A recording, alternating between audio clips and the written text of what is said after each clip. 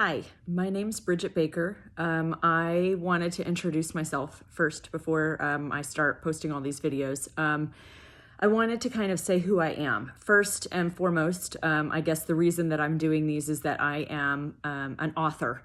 But before I was an author, I was a lawyer. And at the time I thought, oh, well, I'm a lawyer. I've been trained to write. I've spent my whole essentially writing career, my adult career writing. I learned to write technically in college and then again in law school. And then I spent 6 years writing as a lawyer. And then I assumed that meant that I'd be a great writer when I started writing fiction. And it turns out that's not true. In fact, it almost teaches you to do a crappy job as a writer. So I had to kind of learn how to write a good story. And to do that, I started pursuing craft books, and I read craft book after craft book, and I've got a bunch of recommendations on those. But when COVID happened and the pandemic hit and spring break turned into permanent, I decided that when I started looking at curriculums for my kids, because online learning didn't work well for us, my kids don't do great in front of screens. I am a mother of 5 children, and they are 13, 11, 9, 7, and 4. I decided to do my own writing and reading curriculum. And so when I started looking, I just couldn't find anything that I was happy with. And so I purchased a curriculum for science and for history and for math. And I do my own PE because we work out every morning as a family, but I didn't find anything for reading and writing that I loved. And I feel pretty strongly that reading and writing should essentially be the same curriculum. What you're reading should help your writing. What you're writing should inform your reading, so that when you're reading, you're learning something about writing and you're understanding why the author did what they did. And I think that's true across the board for all the fiction that you're going to read. And so that's what I'm going to be teaching my kids as well.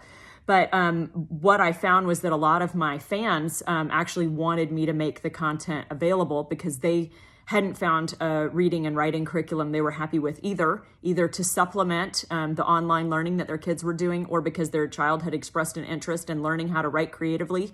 And one of the things I discovered as a lawyer who decided to write fiction was that I hadn't been taught to write a compelling story in school.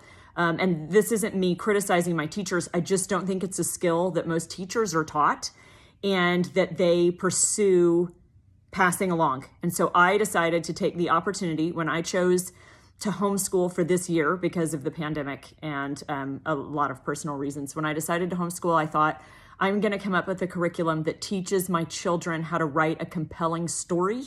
And this is going to be, I don't talk down to kids ever. I always talk up, and I think they rise to that. So I think this is probably also going to be a lesson plan that adults who want to learn to write fiction could also benefit from, hopefully. So I wanted to kind of go over what I'm going to be doing and what this course is not. So what I went ahead and did for my kids about 6 weeks ago, and I meant to post a video and I just forgot, was I came up with a list of books that are going to kind of be our textbooks, at least preliminary textbooks. And this isn't the whole list because I can't remember. The list that we had kind of got lost, and the books are sort of distributed throughout the house because the kids have been reading them. But the ones that I can remember off the top of my head that were on the summer reading list, it was 12 or 13 books. And they were Harry Potter, the first Harry Potter, I think it's called Chamber of Secrets, Out of My Mind, Diary of a Wimpy Kid, Ghost, Maniac McGee, Howl's Moving Castle, Princess in Black, Where the Watermelons Grow, and The Graveyard Book. And if you don't know who wrote, like, The Graveyard Book is Neil Gaiman. Princess in Black, I think, is Shannon Hale. I can look up the authors on a lot of these if you're having trouble finding them. They're almost all middle grade books. So my kids, like I said, are age range 7 all the way up to 13. So middle grade is a little juvenile for my 13 and 11-year-olds. They really want to read YA, 13 and 11-year-old. But my 7 and 9-year-olds struggle with some of them. But my 7-year-old just finished Maniac McGee. So they're pretty compelling books that they'll move through fast. And some of them, like Princess in Black, are lower middle grade. And so those are an easier read. The reason that I assigned those is that I wanted the kids to have some books that they had all read or mostly all read, so that when I'm referring to things as examples, as I'm teaching, I can say, look at this, remember this book. And I asked them before they read them to look at things like point of view, which we'll talk about in a lot more detail, and to look at things like the tense. Is it told in past tense? Is it told in present tense? And how does the tense affect the storytelling and the voice? And we talked a little bit about what voice is and what makes someone's writing really stand out and feel unique, so that when you're listening to it, you can kind of hear the story in your head. And so that was just kind of a general, I sat down and talked to my kids about what those were, so that when they were reading, they'd be thinking about that. But they haven't, my 13 and 11-year-old have finished all of them, but my 7 and 9-year-old have only read a couple, and they're going to kind of work their way through. And then one of the things that this course is not, it is not going to cover grammar. It is not going to cover handwriting. I actually bought a couple of handwriting books, and I'm going to have my kids work on handwriting a little bit.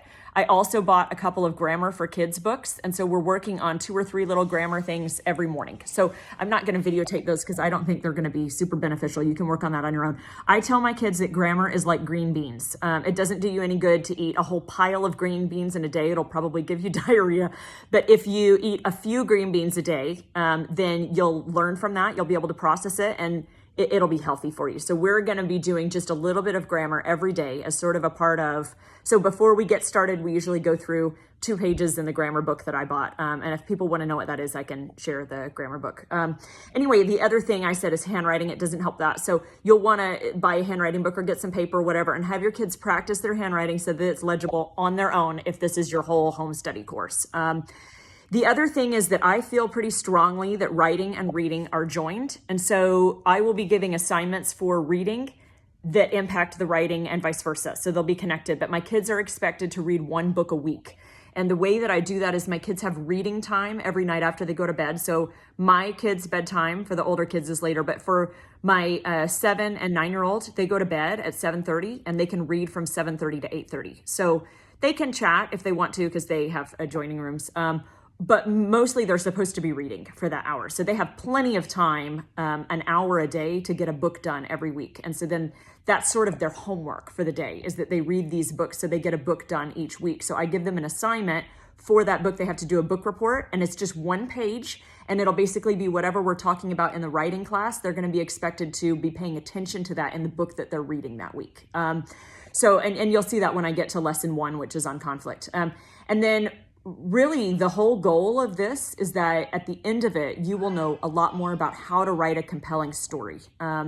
That's the goal. This is just to teach you to write compelling stories, fiction, creative writing. And then the last thing is that if you are using this as a course, you will need either like library access or a Kindle so that you can download books, or to buy some books. It doesn't have to be a ton, but off of Amazon. And you'll need a notebook and pencils, because we're going to do all of our writing. I guess you could do it on a computer, but I have my kids doing it in notebooks. And then if it's a class, you will need someone, an active parent or supervisor or guardian or somebody who's reviewing and going over this stuff to make sure that the kids are understanding that concept. And if they aren't, have them watch it again and try again and redirect them. And I think I don't have time to do that for everybody who's commenting. I have 5 kids and 2 jobs. So anyway, hopefully someone will find this helpful and some of the content will be useful. I'm going to go ahead and dive in later today. I'm going to do a video of the first lesson on conflict. And what I will probably do is pick, like, the first topic we're going to cover is story requires conflict.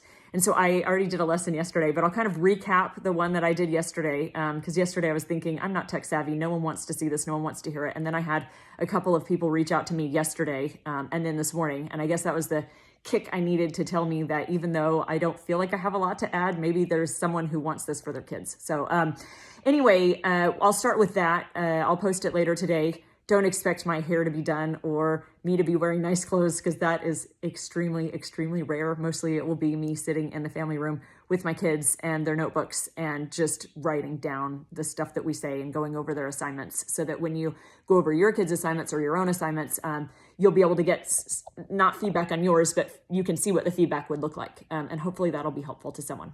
Okay, I'm excited to get started.